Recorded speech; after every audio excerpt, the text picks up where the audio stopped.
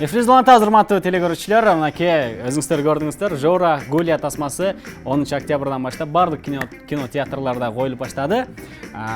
Мыкты кино болуп тур дейли. Ал эми азыр болсо биздин YouTube шоу программасынын экинчи коногу биздин босогосунун алдына турат. Чакырып алалы. Кыргыз элине дем берип жүргөн, өзү баягы кыргыз элинин демимен деп өзүн атап жүргөн биздин айыбыбыз бар, бардыгыңыздар билесиздер. Бул Гүлзат Мамытбек. Тар. Монти билеп калайын ба? Билегенче. Манди. Келиңиз, кош келиңиз, отуруңуз. Жылдырышып коесуңарбы? Төргө, бисмилла деп. Сеники башкача экен. Ой, мен сонун фоткам беле. Сарыга сары жараш. Сары болбоду. Кандай жүрөсүз? Сонун жүрөм. Иштериңиз кандай? Сонун. Эки өлкөгө иштеп атам азыр. Казакстан, Кыргызстан деп. Анда биздин телегөрүүчүлөр менен саламдашабыз. Салам кыргызым, салам берекем, салам жаным. Түнүбүз бепилде болсун. Кудай буйрса азыр жарабыз эфирде. Гүлзатчы, ошол сөздөрдү каяктан, эмне үчүн ушул сөздөрдү колдоносуз? Алтын берекем жаным. Сонда. Бомбам деген. Бомбам. Сон сөз айттыңыз, бомбам. Бул жакшы сөз жан эргитет дейт. Жакшы сөз эме жүрөккө жакын. Анан кийин кыргыздычы жаман сөз менен ойготпойсуң да. Эйниң durayын, тур дей албайсың да. Көстөн ары жейсиң. Андан көрө алтыным, берекем, кыргызым, жаным жалбарып, ушинтип эметсең, жалынсаң, бүттү кыргыз бир көзүн ачат экен. Анан кийин дагы жалынсаң экинчи көзүн ачат экен. Анан англисче окуп салсаң азыр пушка болобуз. Пушка. Баракелде. Сиз ошол баягы кыргыз элине дем берип, мен ойготом, кыргыздар тура койгула, иштейли, миллионер боло элексиңерби деген сөзүңүздү угуп алып, анан ойгонуп туруп баягы шоу ачып, иштери укмуш болуп кеткен адамдар болдубу сиздин практикаңызда? Гүлзатчы, чынында сиз ушинтип мага жардам бердиңиз, кокуй. Рахмат. Толтура телефондон канча WhatsApp'тан сообщениялар келет, канча Instagram'дан немелер келет. Бир жаңы эле чыгып атканда, 1-2 жумадан кийин эле ошол пансионаттардын бир жеринде жакшы үй бүлө жашайт экен, массажисттер. Ошолор тим эле сиз айтканда, сиз уктабай калышыптырбы? Ооба. Сиздин видеоңузду көрөрүбүз менен эле туруп кетиштир. Ооба, туруп барып гран-при утуп алышты. Казакстанга барып, деме конкурс массажисттер болуптур да. Анан аяка биринчи күмөн болуп атканбыз деп, барсакпы, барбасакпы, башыбызды турмаланып, 2-3 күн ойлонуп, анан кийин жок, барбай эле койчу деп жыштырып салганбыз дейт. Анан сиз чыктыңыз дейт, турбайсыңбы, кыргыз, биринчи өлкө болобуз, болбой жатканга тур, корккон ишиңди жаса дегенди угуп алып эле экөөбүз аттанып калдык дейт. Мейли катышсак да эки жерди көрүп келебиз деп. Анан барып гран-при утуп алыштыр да. Эми биз кыргыз ойгонгондо кат ойгонобуз да. Чындашканда кат чындашабыз. Ошол массажисттерге аябай неме таасир эткен го дейм сиз. Массажисттер ошолор кечке чакырып атышат, бирок бара элекмин. Эми андай эле толтура. Мен ошо эң алгачкысын айтып бердим. Ойгонуп кеткендер көп, жакшы. Бир учурда ошентип баарын ойготтуңуз эле. Сиз көрүп атасыз. Ай дегендердичи. Сиз буга чейин эле ошол баягы интернет тармактарында, соц түйүндөрдө ушундай аябай популярдуу болуп кеткенге чейин эле ушундай жүрчү элеңиз же ошондо эле бир образ жараттыңызбы? Токто, мен ушул жерден хайп кылышым керек. Кандай кылып хайп кылышым керек? Үйдө отуруп алып, машыктыңыз, күзгүдө отуруп алып, кыргызым. Жок. Ага чейин эле ушундай болчу элеңизчи? Ошондо эле. Ага чейин эле. Азыр мен эме тартып алайын сразу. Кет. Так, кыргызым берекем, жалдалым деп биз New TV шоуга келип калдык. Кудай буйрса монда сонун эфир жүрүп жатат азыр. Анан кийин сонун белектерим бар. New TV'ни срочно сайыңыздар деп туруп, салам айтып кетем. Мен ушундай походу болуп кетерим. Бул менин профессиям да. Негиз бүгүнкү күндө Instagram баракчаңызда мындай жарнамага кызыккандар көппү? Толтурабы, конечно. Алдагы акча алып канча каражат табасыз Instagram'дан? Ой, билбейм, иши кылса бир пост $100 турат да. Бир пост $100 турат. Видео кылып чыгарып койгон. Ошо жакшы бул негизи. Бүт нерсе мына үстүмдө эмне бар болсо баардыгы ушу Instagram алып келет. Любой нерсени кааласаң так. Не керек азыр мага балдарыма бул нерсе керек деген анан чала баштайсың. Ой, давайте дейт. Же өздөрү чалса, чылса Instagram бул сонун курал. Сиздин сурооңузга кайтып кетейин. Каяктан жаралды депчи. мен негизи кичинекей кезимден эле билчүмүн. Кичинекей эле кезимден эле Эмнени билчүмүн. билчүсүз? Мен сезчүмүн да, мен бир чоң бир сон, бийик сон нерселерге жаралганымачы. Мен Кыргызстан гана эмес, планета үчүн жаралгам. Анткени мен телевизордо караганда тети кишилер дагы менден эч кем эмес да. Телевизордун ичиндеги. Америкасы болобу, Европасы болобу, Япония, Китай, Россия болобу, менден кем эмес, мен да алардан кем эмес. Мен такыр эч кимден кемсен кем деп ойлойм. Бирок мен айтчумун да, мен ошол жакта болом десем эле ата энем айылдын төрүндө отуруп алып могуз эмне дейт деп эле уша беришет. Алабука айылы, Жалал Абад областы. Анан кийин 1-май колхозунда төрөлгөм мен негизи. Ошо Чаткал деген чоң тоолор бар, ошо тоонун түйүндөгү как раз айылда да. Аябай сонун жер. Ошондой элдин баары күлө берчү эле. Сен койчу, кайсысын айтасың, сен айылда туруп алып маңкаңды арчып албайсыңбы деп. Анан мен эчтекем кем эмес дечимин. Азыр дагы ошондой ойдомун. Мисалы сольный концерт кылдым 30-июнда жайында. Анан Тиматини карадым. Тимати көп элимди топтоп алып турат. Чоң неме Дүн Сода борборунун жанында. Анан мен ошол жакта мен да топтойм дедим. Ушинтип жашаш керек экен. Азыр Кудай буйрса эки өлкөнүн ортосунда сонун проект жасап атам. Казакстан, Кыргызстан. Казакстан, Кыргызстан. Анан кийин ал нерсе дагы Россия, Өзбекистан, Украина орусча сүйлөгөн бүт өлкөлөргө жайылат. Анткени мен телефондон эле англис тили үйрөнө турган мобильный приложение деп коет, неме тиркеме жасадым. Аны казак бир туугандар көрүп алып таң калды. Ошо демөөрчүлөр жаралды. Азыр как раз ошо англис тилинин мугалимимин, мен эң мыкты англис тилинин мугалимим. Менин китебим бар. Азыр жакшы суроо бергендерге, активдүү катышкандарга сон китебимди мен белек кылып кетем. Демек, урматтуу телекөрүүчүлөр, сиздерге эскертип кетели, бүгүнкү биздин коногубуз Гүлзат Мамытбек. Гүлзат Мамытбектен дал ушундай англис тилин үйрөнүү боюнча китебин утуп алгыңыз келсе, дал ушул бизге түз эфирге чыгып, түз байланышка чыгып, 56-56-72 шаарыбыздын коду 0312 деген номерлерге байланышка чыгып, Гүлзат Мамытбекке кызыктуу суроо бергендерге дал ушул китепти белекке кыйгырабыз. Ооба, бул 10 жылдык тажрыйбам, 10 жылдык тажрыйбам ушул бир китепте. Өзүңүз жаздыңыз, бул Өзүм жазгам, өзүм автормун, ар бир строчкасын ушу өзүм жаздым. Канча тил билесиз? 6 тил билем, испанча жана кытайча үйрөнүп атам. Бүгүнкү күндө кытайча үйрөнүп атасыз. Ооба, кытай тилинде алфавит жок экен. Мындай оймо чиймелерин эле, иероглиф деп коет, ошонун чиймелери эле көп экен. Бир чиймеси көп нерсени чечип коет экен. Жакшы. Андан сырткары кайсы тилдер? Билген тилдерим азыр англисче, кыргызча, казакча, өзбекче, түркчө, анан орусча. Жакшы. Деди койбой. Бирок ар бир түшүнүп атам. Аларды кошкондо мен деле көп тил билип калат экенмин. Казакча, өзбекче тилдер. Бул түрк тилдүү элдердин тилдери окшош да. Бирок бул тил да. Тил бирок. Тил. Конечно, мен любой тилде азыр сүйлөп кете берем. Өзбекче десең, өзбекче гапыра берем. Өзбекче гапыра берем. Любой жерде гаплашаман, маман гапыраман, маман гаплашаман деген бар болчу кичинекей кезимде. Yoshlar деген группа. Ырдаптагы жүрөсүз. Ооба да, ырдайм да. Вокалдык окуп алгансызбы? Жок, алган эмесин алыш керек. Уят, бирок алыш керек. Бирок ушунун бардыгы жөндөн жөн эле баягы. Эми бул экөөбүздүн эле мисал кылалы, музыкалык сабатыбыз жок, бирок өзүбүздүн талантыбыз менен ырдап жүрөбүз, ырчылар тарынган жокпу сизге? Мейлем тарынганда дейм, эл ар кандай да, бирок көп эле сүйүнүп атат. Анан кийин эми алды демени билимди алабыз Кудай буйрса. Вокал жактан дагы, музыка жактан дагы, нота жактан дагы Кудай буйрса бат эле кыргыз бат эле үйрөнөт да. Мен 13 жылдан бери сабак берем.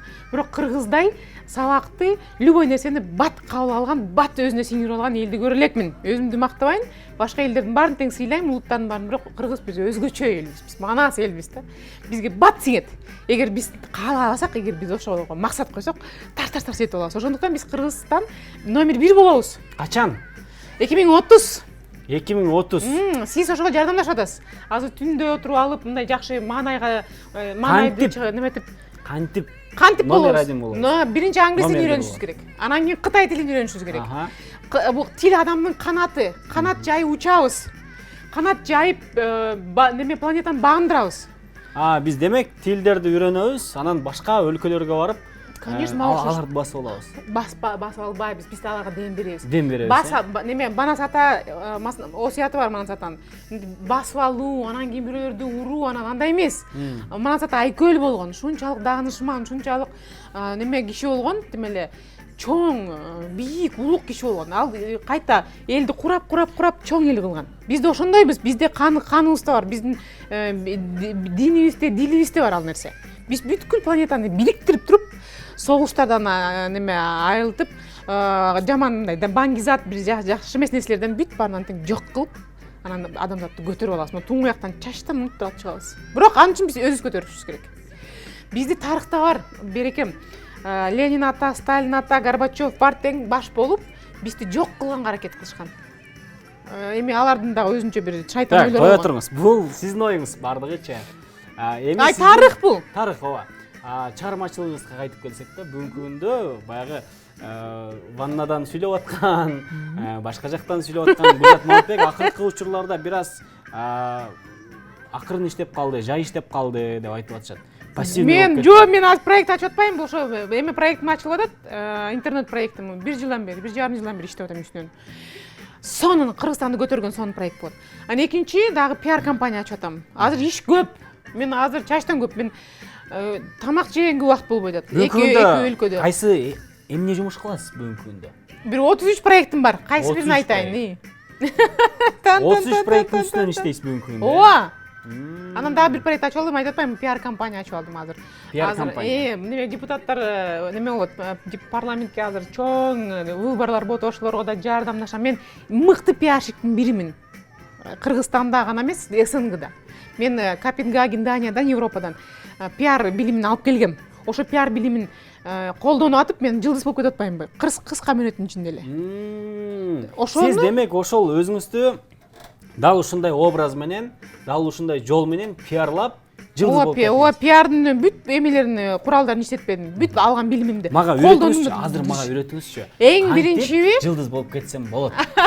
Эң күчтүү пиарщик сизден үйрөнөм. Да, пиар эң биринчи эреже. Биз мынтип ойлойт экенбиз. Бир жакшы иш кылсак, эл билип алат деп. Жок, эл билбейт сен айтмайынча. Ловушка бул, капкан, ошондой ойчу. Эл билип алат. Элге койдум, Кудайга койдум. Жок. Неме, американецтер монча иш кылат, $10 иш кылат, бирок ошол ишин $20 кылып реклама кылат. Пиар кылат, А биз $20 иш кылабыз, $1 пиар кылабыз. Ал туура эмес. Жакшы иштерди пиар деген эмне бул? Делать хорошие дела широко известными. Неме орусча аныктамасы, кыргызчасы. Жакшы иштерди чоң элге жайылтуу деген сөз. Пиар. Биз ишти кылабыз да анан тымпый отура беребиз. Жок, тымпый отурба, бул ловушка, бул капкан. Тур, ойгон. Айт, мен мындай иштерди кылып атам, тигиндей иштерди кылып атам. Бул биринчи эреже. Экинчи эрежеси скромность, тартынчаактык, уялчаактык, жок мен ушу отура берейин деген тоже капкан бул. Неме, ловушка. Жок. Азыр сен лидер болгуң келет да, сен жылдыз болгуң келет да. Лидердин душманы бул тартынчаактык жана созулчаактык. Душман бул, враг пиара это скромность. Убей в себе скромность. Жок кыл ичиңдеги жемени. Мен уялчак болбо. Бирок бул уялчак болбоштуктун баягы биздин менталитетке туура келбеген жактары бар деп айтып атышпайбы? Жок. Кыргыз дайыма болгон, палван болгон. Көкүрөк ооруп баатыр болгон. Эчтекеден уялган эмес, эчтекеден тартынган эмес, эчтекеден уялып жемтип көлөкөдө жок мен бекинип, мен отура турайын, мени өзүңөр байкагыла деп эч качан жашынган эмес. Ошол тартынчаактык. Биз тартынчаактыкты башкача түшүнүп алабыз да, жөн отуруш керек, тетек отуруш керек, неме, анан эл өзү билип алыш керек. Жок. Сен эгер тартынчаактыкты чын эле жакшы билип тартынчаактык болом десең, анда сен көп иш жаза, бай бол, элдин баарына жардам бер, бирок кичпейил бол. Биз кичпейил менен тартынчаактыкты адаштырып алганбыз. Кичпейил болуу бул неме, мындай, мен билем да, чоң миллионер кишилер даже уборщица кирип келсе дагы, үй жыйнап аткан киши тура калат. Келдиңиз, саламатсызбы деп. Ушул кичпейилдик. Сен артында миллиондоруң болсо дагы, астында малың болсо дагы, сен кичпейилсиң, тура каласың, саламатсызбы деп. Сен мындай адамгерчиликтүүсүң, сен адамсың да. Адам бойдон калуу өтө кыйын нерсе, чыңгыз айтматов айткан. Сиз өзүңүз ырдап жүрбөйсүзбү? Ырдап жүрөм. Ушул жерден өзүңүздүн ырларыңыздан бир куплет уксак. Мейли. Келиңиз, Гүлзат Мамытбектин жаңы эмес. Чыгармасы өзүнүн чыгармасы. Ооба, мен эң жакшы көргөн алгачкы ырым бар. Ушуну ырдаганда эле Жамиля Муратова эжекем бир 2-3 сабак берип калган. Анан мен ырым экен деп мен ошону ана клип тагып чыгаргам. Кеттик анда. Кыз бурак, кыз кезинде аябай эстейм да. Талда пөргөн чачыбыз, талайлуу кыздар атыбыз, таңдагы булбул үндөнүп ай, таңшып берер дар чагыбыз, таңдагы булбул үндөнүп ай, таңшып берер дар чагыбыз деп битирип коеюн. Ай, мен вокалдан билим алып, музыкадан билим алып алсам да Майкл Джексон болом да. Мындай, азыр план мындай, 2020 Кыргызстан аңгы чечилип калыш керек. 2021 Кыргызстан Кытай чечилип калыш керек. Анан 2022 меники Голливуд. 2020 Голливуд. Мен Голливуд жылдызы болом. Голливуд жылдызы болосуз. Ооба, мен эмгем, Анджелина Джолиден эмгем. Мына карап калчы. Кем эмессиз бирок. Эме. Окшошсуз. Дженнифер Лопестен эмгем. Андан ашсаңыз ашасыз. Ашам, бирок вообще кем болбойм. эмессиз. Сиз Брэд Питтен такыр кем эмессиз. Ким? Ким? Айта берейинби? Ким дейсиз? Джастин Тимберлейктен эчтекеңиз кем эмес. Эчтекеңиз кем эмес. Тиматиден. Тиматиден сакалым эле болбосо. Фототуровка кылып аласыз каласаңыз. Эчтеке эмес, эчкимден кем эмес. Ошону ача билишибиз керек. Ар бир адам өзүнчө бир уникалдуу зат да. Сиздинчи мисалы эчтекеңиз кайталанбайт эч качан. Туура. Даже неме бир кусочек, бир ушундай ушул жерде бир денеңиздин кичинекей эмес бөлүкчөсү да кайталанбайт. Буга чейин кайталанган эмес, сизден кийин да кайталанбайт. Ушунчалык уникалдуу. Ар бир адам өзү уникалдуу жаралган. Ооба. Туура. Ушунчалык Кудай бир өзүнүн өнөрүн ача билүү керек. Ооба, уникалдуулугун. Мен өзүмчө ушундай уникалдуу. Урматтуу кыргыздар, телегөрүүчүлөр. Мен берип койдум. Туруңуздар. Мен да жаңы эле дем алып кеттим. Жакшы, мындан кийинки пландар кандай мындай? Өзүңүздү кыялоо тарабы. Анан кийин Голливуд, анан кийин Майкл Джексондун деңгээлине чыгуу, андан да ашып кетти. Жок, кое туруңуз, өтө көп кетип калды окшойт. Мындан кийинки бир образ менен чыкпадыңызбы азырчы? Гүлзат Мамытбек, тургула кыргыздар деп. Эми кечке эле адам бир тамакты жей берсе, жегиси келбей калат да көңүлүнө. Жок, мотивацияны жей берет. Мотивацияны жегиси келе берет. Мен өмүр бою мен номер 1 болом, мотиватор номер 1 болом. Ооба. Мен мотиватор номер 1. Сиз теле берүүчү номер 1 болуңуз. Теле алып баруучу номер 1. New TV, телевидение номер 1 болсун. Планета боюнча. Планета. Мен Кыргызстанды деле айткан жокмун. Кыргызстан бизге кичинекей, ошон үчүн биз мигрант болуп барып келебиз, тияка барып келебиз. Жок, бизге кичинекей, биз планета, биздин деңгээлибиз планета. Ошон үчүн биз өзүбүз кичинекей Кыргызстаныбызга батпай атабыз учуп кетип атабыз. Сиз мындай чарчап калбайсызбы? Кечирээк мындай үйдө. Саат 10-дон ашты. Ай, кыргыздар тургула, ойгон кала, тегин келе окуй, жумуш кылыш керек, миллионер боло элексиңби, демек тур деп үйгө баргандан кийин эшикти жапкандан кийин. Жок. Ай. Алып кел.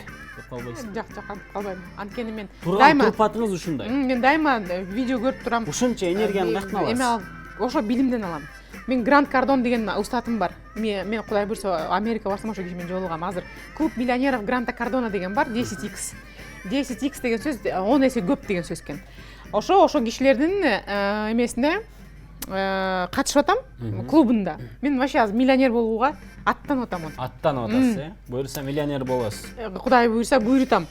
Буйрутам дебеңиз. Кудай буйрса буйрутам да. Түшүнүктүү.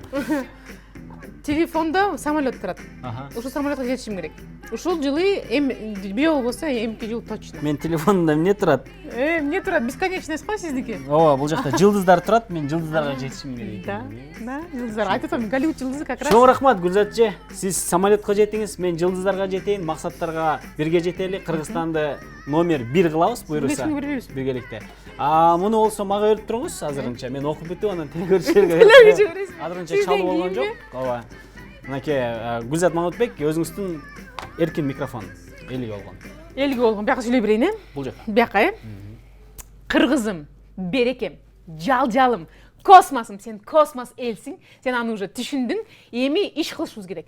Ишти тим эле кара терге коюлуп, тим эле берилип иш кылышыбыз керек. О, жеңди туруп тим эле кара терге кирип туруп, анткени ишсиз биз эчтеке жетишпейбиз. Иштин майын чыгара турган элбиз. Ишиңди майын чыгарып жасасаң, Манас атанын жети осуятына бап келсең, сен Кыргызстанды гана эмес, бүткүл дүйнөнү мен менен чогуу багынтасың. Кетти Кыргыз.